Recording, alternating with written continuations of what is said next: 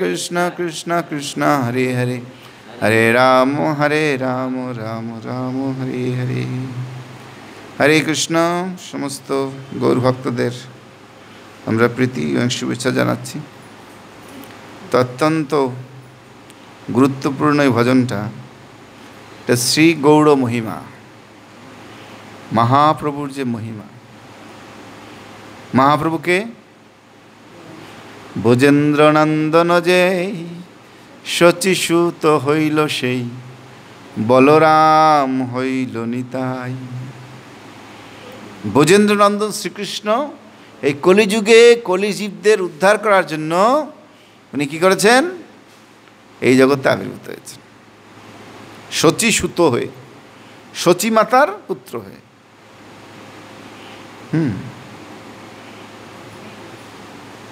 কিন্তু উনি হচ্ছেন কৃষ্ণ স্বয়ং। এই জন্য চৈতন্য চৈতন্য বলেছে, চিরকাল নাহি করি প্রেম ভক্তি দান, ভক্তি বিনা জগতের নাহি অবস্থান। তো মহাপ্রভু চিরকাল এই প্রেম ভক্তি দান করেন না। এই কলিযুগে ভগবান মহাপ্রভু কেন এসছেন? কৃষ্ণ প্রেম প্রদায়তে, কৃষ্ণ প্রেম দেওয়ার জন্য। কিন্তু উনি চিরকাল এই কৃষ্ণ প্রেম দেন না। চিরকাল মানে যেমন ব্রহ্মার একদিনে একবার শ্রীকৃষ্ণ আসেন। কবে? বৈবস্বত মন্বন্তরে দাপরের শেষে, বৈবস্বত মন্বন্তরে অষ্টবিংশতি কলিযুগ দাপর যুগে শেষে উনি আসেন শ্রীকৃষ্ণ স্বয়ং ব্রজেন্দ্রনন্দন।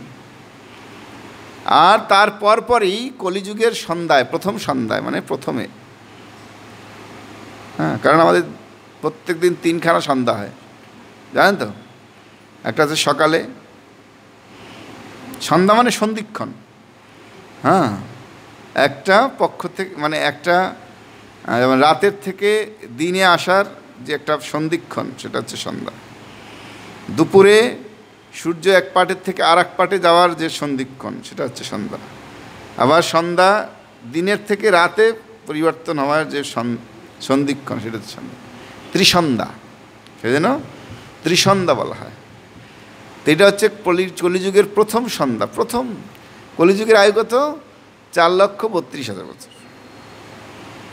এই 4,32,000 প্রথম পর্যায়ে মহাপ্রভু এসছেন। মাত্র 5,000 বছর শেষ হয়েছে, 4,500 বছর শেষ হয়েছে, মহাপ্রভু তখন এই জগতে আবির্ভূত হয়েছেন। বোঝা গেল কেন আবির্ভূত হয়েছেন? কৃষ্ণ ভক্তি প্রদান করেন। যে কি চিরকাল নাহি করি প্রেম ভক্তি দান। প্রেম ভক্তি কখনো ভগবান দেন না। ভক্তি বিনা জগতের নাহি অবস্থান। কারণ এই যে ব্রজপ্রেম বা ব্রজভক্তি যে লীলা, এতে প্রবেশ করতে হলে একমাত্র কৃষ্ণের কৃপা ছাড়া প্রবেশ করা যাবে না। সেজন্য কৃষ্ণ প্রেম লাগবে। প্রেম ভক্তিতে অংশগ্রহণ না করলে কেউ এই কৃষ্ণ প্রেমে বা কৃষ্ণ লীলায়, মহাপ্রভুর লীলায় যেতে পারবেন না। বিধি ভক্তির মাধ্যমে শুধুমাত্র বৈকুণ্ঠে যাওয়া যাবে। কোথায়? বিধি ভক্তির মাধ্যমে শুধুমাত্র বৈকুণ্ঠ যাওয়া যাবে।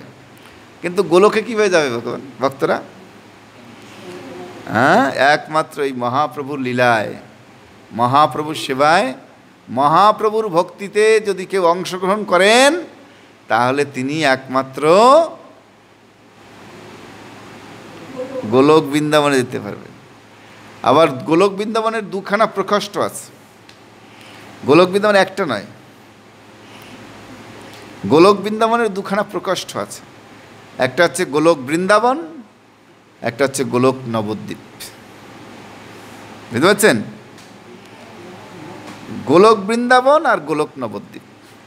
গোলক বৃন্দাবনে শ্রীকৃষ্ণ রাধারানীর সঙ্গে নিত্য লীলা বিলাস করছেন। আর গোলক নবদ্বীপে মহাপ্রভু সংকীর্তন আন্দোলন প্রচার করছেন। বুঝতে পারছেন? একটা গোলকের 2টা অংশ।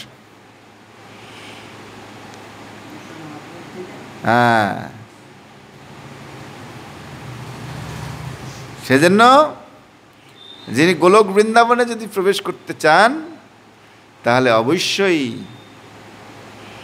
মহাপ্রভুর অনুগামী হতে হবে। মহাপ্রভুর অনুগামী না হলে আমরা কখনোই এই গোলক বৃন্দাবনে প্রবেশ করতে পারবো না। সেই জন্য বলছে অবতার সার, সমস্ত অবতারের সারকে শ্রীকৃষ্ণ চৈতন্য মহাপ্রভু। অবতার সার গোরায় অবতার। সে অবতারটা কি? গৌরাঙ্গের অবতার। দেখবেন কৃষ্ণের অবতার বলেন, কৃষ্ণ কিন্তু সার, কৃষ্ণ তো ভগবান স্বয়ং।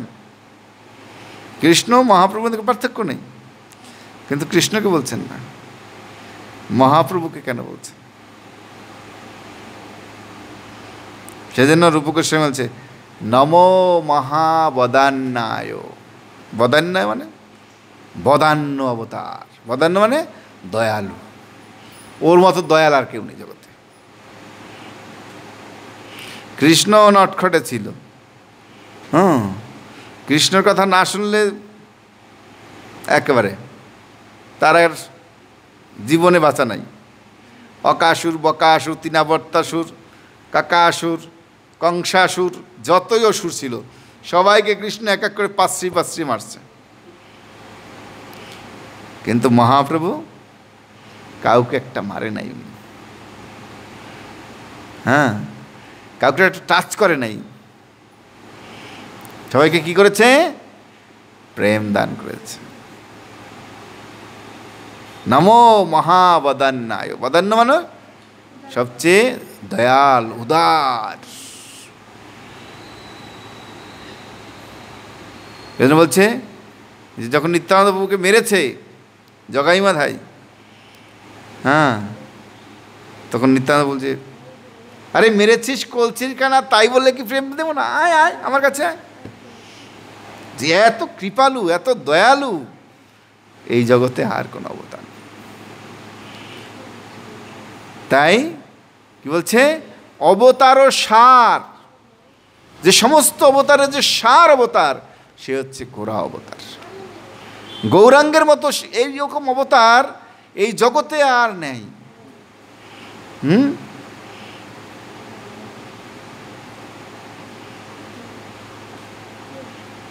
বলছে একবার বললে হরি যায় নিয়ে সে ভব পারে। নজরুল ইসলাম বলেছেন একবার বললে হরি যায় নিয়ে সে ভব পারে। যদি কেউ একবার হরি বলে দিল আর কি, তার উদ্ধার হয়ে গেল, তাকে ভববার নিয়ে যাবে। এইরকম অবতার, এরকম মহাবদান্য অবতার এই জগতে আর একটা নেই। সেজন্য বলছে অবতার সার গোরায় অবতার। তারপর কি বলছে? কেন না ভজিল তারে। কেন আমরা তার ভজন করলাম না? এই আমাদের মতো মূঢ় মানুষ এই জগতে আর নেই। যে এত কৃপালু, এত দয়ালু, এত কি বলে, এর মতো আর এরকম ব্যক্তি নাই, কিন্তু তার আমরা ভজন করলাম না। আমাদের মতো মূর্খ আছে জগতে? হ্যাঁ, কেন না ভজিলাম তার? কেন তার ভজন করলাম না? কার ভজন করলাম? বলছে হ্যাঁ, করিনি রে বাস গেল না পিয়াস আপন কর্ম ফেরে। হ্যাঁ, ওনার এই যে এত প্রেম, এত আনন্দ, এত ভক্তির ছেড়ে আমরা অন্য কিছু জাগতিক মায়া, মোহ, প্রেম এগুলোর প্রতি আকর্ষিত হয়ে গেছি। হ্যাঁ, যার ফলে আমাদের যে ভগবানের প্রতি যে স্বাভাবিক শ্রদ্ধা, প্রীতি, প্রেম সেটা লাভ করতে পারে। গেল না পিয়াস, পিপাসা শেষ হলো না। আর কি এর মাধ্যমে আপন কর্ম ফেরে, পড়ে গেছি কর্মের বন্ধনে। সেজন্য সমস্ত অবতারের সার, গোরা অবতারের আরাধনা করতে হবে। তাই শিল প্রভুপাদ একজন খাঁটি গৌর ভক্ত ছিলেন। আমরা ইস্কনের ভক্ত, কিন্তু কৃষ্ণ ভক্ত নই। কৃষ্ণকে রাখি লোক দেখানোর জন্য, কারণ কৃষ্ণকে যদি না রাখতাম তাহলে সাধারণ মানুষ আমাদের প্রতি আকৃষ্ট হতো না। হ্যাঁ, কিন্তু আমরা ভক্ত হচ্ছি মহাপ্রভুর ভক্ত, মহাপ্রভুর অনুগামী ভক্ত।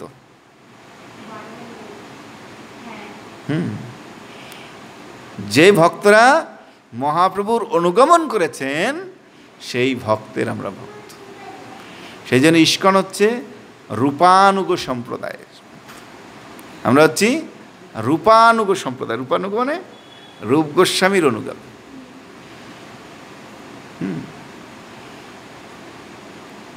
ইস্কন হল রূপানুগ সম্প্রদায়।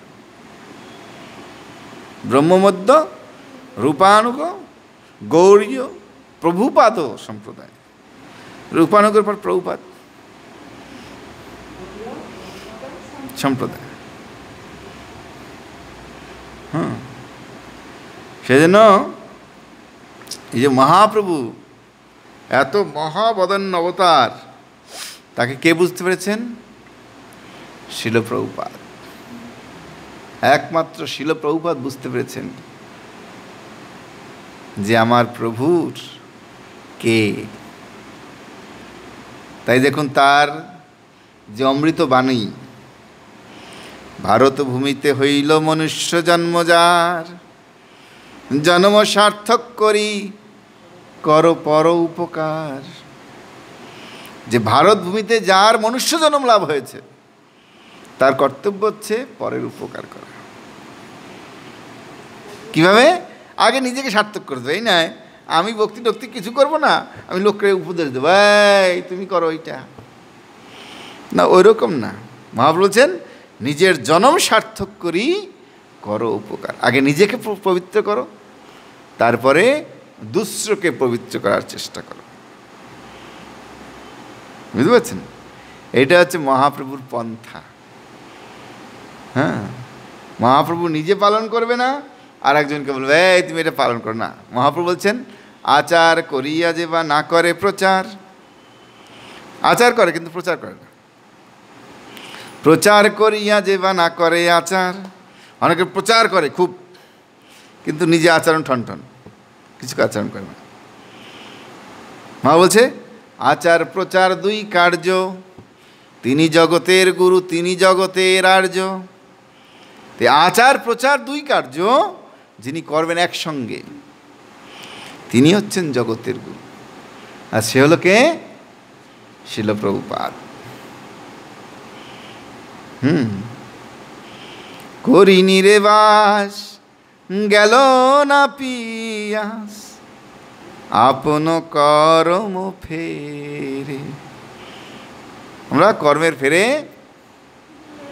ভটকাচ্ছি কেন? কারণ অবতার সার গোরা অবতারের আমরা ভক্ত হলাম না। কার ভক্ত হলাম? মায়ার ভক্ত। মহাপ্রভুকে ছেড়ে দিয়ে এখন দাঁড়িয়ে দাঁড়িয়ে দৌড়াচ্ছি, এই ভক্তি সেই ভক্তি ওই ভক্তি। মানুষ ভজন করো। কি মহাপ্রভু মহাপ্রভু করলে কি হবে? মানুষের সেবা করো। তাহলে মানুষের সেবাটা হবে কীভাবে? হ্যাঁ, তাহলে তো ডাকাতেরা মানুষ সেবা করে না? যারা অনেক সম্পত্তি আছে সব কিছু লুট কেড়ে নিয়ে গরিবদের দিচ্ছে, মানুষ সেবা করছে না। এটা কি সেবা? না। সেজন্য আমাদের ধর্মজ্ঞান থাকতে হবে। ধর্মজ্ঞানটা সবচেয়ে বড় জিনিস। যখন আধ্যাত্মিক জ্ঞানের আলোতে আমরা উদ্ভাসিত হব, তখন ভালোকে ভালো মন্দকে মন্দ বুঝতে পারব। আর যখন আধ্যাত্মিক জ্ঞান থাকবে না আমাদের, তখন কি ডাক্তাররা থলি নিয়ে বসে আছে, কি কখন পাবলিকের জেব কাটবে। ইঞ্জিনিয়াররা থলি নিয়ে বসে আছে, রাস্তা হলেই আমার পয়সা, বিল্ডিং হলে আমার পয়সা। তাহলে তারা মনে করে কি এরা হচ্ছে সমাজের শিক্ষিত মানুষ, কিন্তু তাদের চিন্তা ভাবনা কি? কীভাবে লোকের জেব কাটবে। এটা মানুষ হলো? মানুষ হয়নি এরা। সেজন্য প্রকৃত মানুষ হতে হবে। দেখবেন যারা আধ্যাত্ম কৃষ্ণ ভাবনায় ভাবিত তারা প্রকৃত মানুষ। তারা সবসময় মানুষের জন্য সবসময় চিন্তা করে। হ্যাঁ, মানুষের কীভাবে মঙ্গল হবে, মানুষের কীভাবে কল্যাণ হবে, কীভাবে তারা এই জড়জগতের বন্ধন থেকে মুক্ত হতে পারবে, সেই জন্য তারা চেষ্টা করে।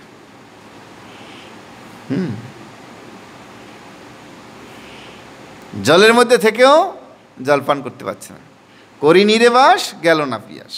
নীর মানে সমুদ্র, সমুদ্রের মধ্যে বাস করছে কিন্তু পিপাসা গেল না। কেন? ও জল তো নোনতা, ও তো খেতে পারি না।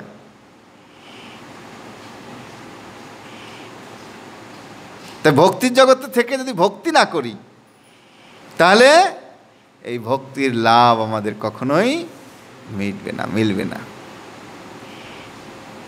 তাই মহাপ্রভুর ভক্তের সঙ্গে এসে মহাপ্রভুর ভক্তি করতে হবে। তাহলে আমাদের যে মোহনের যে বাসনা সেটা পূর্ণ হবে। হ্যাঁ, নাহলে আপন কর্ম ফেরে, কর্মের বন্ধনে আজকে এখানে সেখানে, পশু ওখানে তস্য ওখানে ঘুরতেই থাকবে। কণ্টকের তরু সদায় সেবিলি মন, অমৃত পাইবার আসে। হ্যাঁ, কণ্টকের তরু মানে কাঁটাযুক্ত গাছ। সেবন করছে কেন? অমৃত পাওয়ার জন্য। কিন্তু কি পাচ্ছে? হ্যাঁ, দেখবেন গোলাপ দেখতে খুব সুন্দর, খুব সুগন্ধি, কিন্তু তার গাছে কাঁটা আছে। যখনই গোলাপ তুলতে যাচ্ছে কাঁটা লেগে যাচ্ছে। সেরকম কাঁটাযুক্ত গাছ আমরা সেবন করছি কি কেন? যে না অমৃত পাওয়া যায়, কিছু পাওয়া যায়, ভালো মন্দ কিছু পাওয়া যায়, কিন্তু সে থেকে কী পাওয়া যাচ্ছে? হ্যাঁ, শুধু আঘাত পাওয়া যাচ্ছে, আঘাত। হ্যাঁ, সেখান থেকে আমরা ভালো কিছু পাচ্ছি না। কত কষ্ট, কিচ্ছু সাধনা, যজ্ঞ, তপস্যা, না খেয়ে থাকা, কত কঠোর কঠোর তপস্যা করছি, কিন্তু তার থেকে কি হচ্ছে? ভক্তি লাভ হচ্ছে? ভক্তি লাভ হচ্ছে না। মায়াবাদী তাদের জ্ঞান আছে অনেক, মায়াবাদীদের অনেক জ্ঞান, কিন্তু ভক্তি নেই। সহজেদের কোনো জ্ঞান নেই, কিন্তু প্রচুর ভক্তি। জ্ঞানহীন ভক্তি কোনো কাজে লাগবে না। সেই জন্য বলছে কণ্টকেরও তেরু সদাই সেবিলি মন, অমৃত পাওয়ার আসে। কিন্তু যতই অমৃত পাওয়ার চেষ্টা করি আমরা, সেখান থেকে আমরা কি অমৃত লাভ করতে পারবো? পারবো না। প্রেম কল্প তরু শ্রী গৌরাঙ্গ আমার, তাহারে ভাবিলি বিষে। কিন্তু ওই কঠোর পরিশ্রম ছেড়ে এই যে আমরা মহাপ্রভুর ভক্তি করছি, কত সহজ সরল সিম্পল, না কোনো কষ্ট আছে। হ্যাঁ, বলছে তুমি প্রত্যেক দিন যাই করো সেটাই ভগবানের সেবা যুক্ত করো, এইটাই হলো ভক্তি। নাকি আলাদা করে কিচ্ছু সাধন করতেছে না, 5 দিন একেবারে না খেয়েই থাকবো, ভীষ্ম পঞ্চক। কিন্তু তার ফল কি? জাগতিক। কিন্তু আমরা কি করছি? যা কিছু পাচ্ছি সব কিছু ভগবানের সেবায় লাগাচ্ছি, লাগিয়ে সে প্রসাদ সবুজ গ্রহণ করছি, তার নাম জপ করছি, তার নাম গানে আনন্দ নাচ গানের মধ্যে থাকছি। এই যে প্রেম কল্পতরু, এত সুন্দর সিস্টেম, সুন্দর ভক্তি, সেই মহাপ্রভুকে আমরা কি করছি? হ্যাঁ, কোনো কাজের না। সাধুগুলো বৈষ্ণবগুলো এদের কোনো কাজ নেই, খেয়ে দে, হ্যাঁ, শুধু নাচবে, গাবে, খাবে, এই কথা কাজ। এদের আর কোনো কাজ নেই। তাকে বিষের মতো ভাবছি, তাহারে ভাবিলি বিষে। তার ফলে ভক্তি অর্জন হচ্ছে না, কোনো কিছু লাভ হচ্ছে না জগতে। সৌরভেরও আসে পলাশ শুকিলি মন, না সাথে পশিল কি। ইক্কুদণ্ড ভাবি কার চুষিলি মন, কেমনে পাইবি মি। সৌরভ সুগন্ধের আশায় কি করছি? পলাশ। পলাশে কি সুগন্ধ আছে? পলাশে কোনো সুগন্ধ আছে? পলাশ ফুলের মধ্যে শুধু পোকার ভরা। যখন ওই সমস্ত মায়াবাদ, কর্মকাণ্ড, এই জ্ঞানকাণ্ড,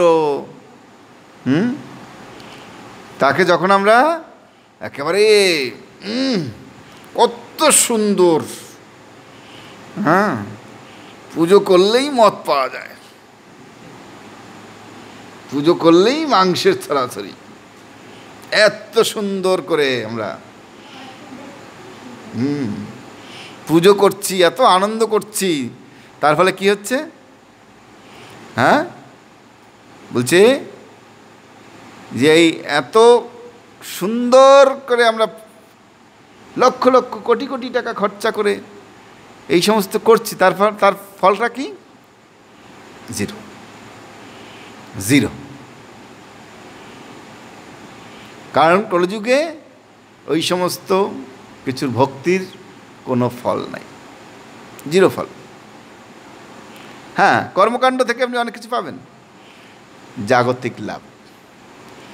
আচ্ছা, বলছে এই করলে এই পাবা, এই করলে ওই পাবা, ওই করলে ওই পাবা, কিন্তু সেগুলো কি আমাদের আসল উদ্দেশ্য জীবনের? হ্যাঁ, আমাদের আসল উদ্দেশ্য কি স্বর্গে যাওয়া, নাকি ধনীর ঘরে জন্মগ্রহণ করা? আমাদের আসল উদ্দেশ্য হচ্ছে ভগবত ভক্তি লাভ করা। সে বলছে ইক্কুদণ্ড ভাবি কাঠ চুষিলি মন, কেমনে পাইবি মিট। হ্যাঁ, যদি কাঠ চষেন, কাঠ, সেই কাঠ কি ইক্ষুদণ্ডের মতো আখের মতো হবে, মিষ্টি হবে? হ্যাঁ, আর কিছু কিছু কাঠ আছে চষলে কি হবে, তিতা তিতা আসবে মুখটার মধ্যে, এমন একটা ফ্লেভার হয়ে যাবে যে বমি করার হয়ে যাবে। যদি ইক্ষুদণ্ডভাবে কাঠ চষিলি, মনে করছি এটা খুব আনন্দের, এটা করলে আমরা একেবারে ভক্তিতে গদগদ হয়ে যাব, কিন্তু কে সেইটা করলে কোনো ফল পাবে, জিরো ফল, আধ্যাত্মিক ফল জিরো।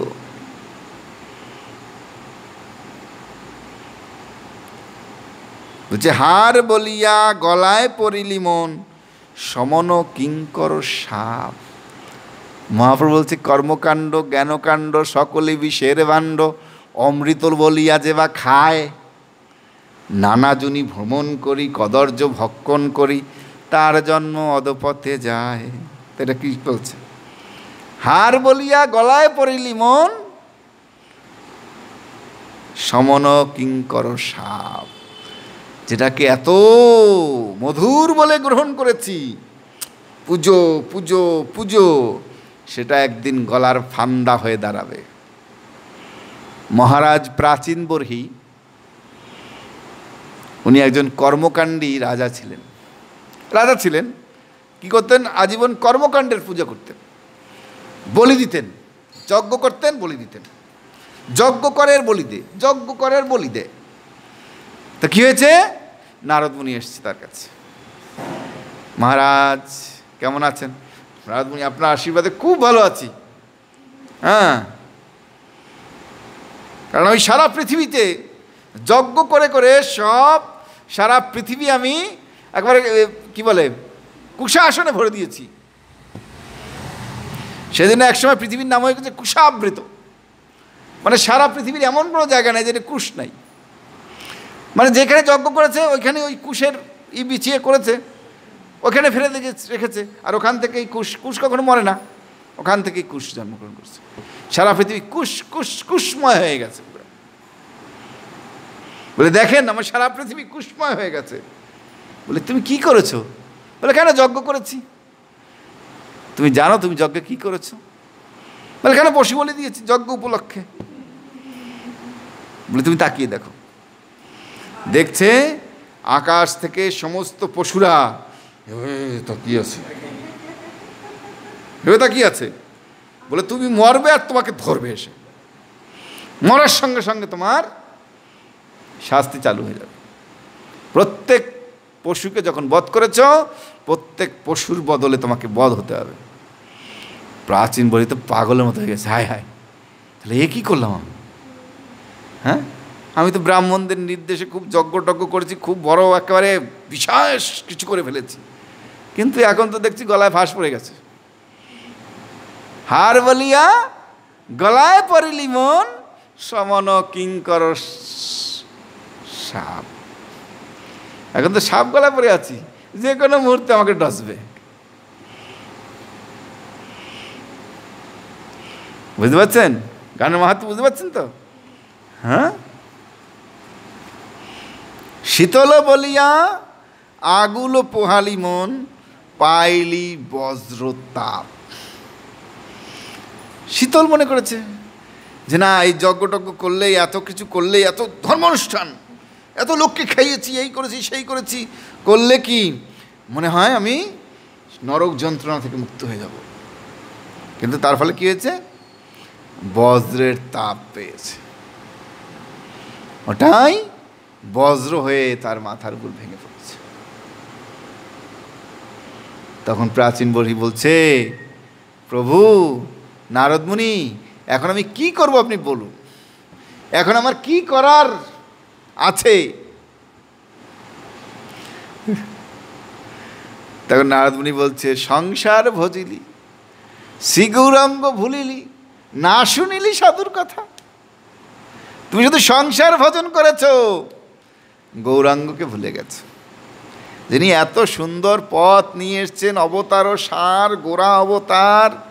হ্যাঁ, এত শ্রেষ্ঠ বস্তু, শ্রেষ্ঠ জিনিস আমাদেরকে প্রদান করলেন, কৃষ্ণ প্রেম, তাকে তুমি চিনলা না। চিনলা কি? হ্যাঁ, ওই সমস্ত লোকদের, হ্যাঁ ওই সমস্ত লোকদের চিনে কি করলে? সংসারের ভজন করলে। না এই সংসার আমি কীভাবে ভালো থাকবো, কীভাবে সুখে থাকবো, কীভাবে কি করব, এজন্য দেবীর পূজা করতে হবে। মনসা পূজার সময় মনসা পূজা, কালী পূজার সময় কালী পূজা, দুর্গা পূজার সময় দুর্গা পূজা, শীতলা পূজার সময় শীতলা পূজা, হ্যাঁ না শনি পূজা, নারায়ণ পূজা, অমুক পূজা, তমুক পূজা, সারা পূজা করেছি কি? কিন্তু গৌরাঙ্গের যিনি তোমাকে মুক্তি দেবে, মুক্ত করবে এই জগৎ থেকে, তার পূজা জীবনও করিনি। সংসার ভজিলি, শ্রী গৌরাঙ্গ ভুলিলি, না শুনিলি সাধুর কথা। সাধুর কথা শুনলে তো এগুলো করতে হবে নাকি? ভগবানের নাম পূজা করতে হবে। কিন্তু এই সংসারের প্রতি এত প্রেমের কারণে কি, হ্যাঁ কি করতে হয়েছে? এই সমস্ত দেবী দেবা পূজা করে সময় কাটিয়ে দিলি। সংসার ভজিলি, শ্রী গৌরাঙ্গ ভুলিলি, না শুনিলি সাধুর কথা। তার ফলে কি হয়েছে? ইহ পরকাল দুকাল খোয়ালি, খাইলি আপন মাথা। আর এর ফলে কি হলো? ইহকালও গেল আর পরকালও গেল। হ্যাঁ, ইহকালও গেছে, পরকাল গেছে। ইহকালেও কিছু হলো না, পরকালের কিছু হলো না। কিন্তু কি মনে করেছিলাম? আরে এইসব পূজা করলে খুব লাভটা, অনেক কিছু পাওয়া যাবে, ও একেবারে নাম যশ প্রতিষ্ঠা, এই সেই, অমুকে বিরাট যজ্ঞ করছে, বিরাট খাবার দিচ্ছে, কোনো লাভ নেই। এই সমস্ততে কিচ্ছু হবে না। হ্যাঁ, এই জন্য শাস্ত্র বলছে কর্মকাণ্ড জ্ঞানকাণ্ড সকলই বিষের ভাণ্ড, সব হচ্ছে বিষের ভাণ্ড। অমৃত বলিয়া যে বা খায়, যে অমৃত মনে করে খাবে, নানা জনি ভ্রমণ করি, কদর্য ভক্ষণ করি, তার জন্ম অধপথে যায়। সেই জন্য একমাত্র গৌরাঙ্গের আরাধনা করতে হবে, গৌরাঙ্গের পথ নির্দেশ অনুযায়ী চলতে হবে, ভাগবত ভক্তি যাজন করতে হবে, তাহলে জীবনে সুখ পাওয়া যাবে, শান্তি পাওয়া যাবে, আনন্দ পাওয়া যাবে। হরে কৃষ্ণ।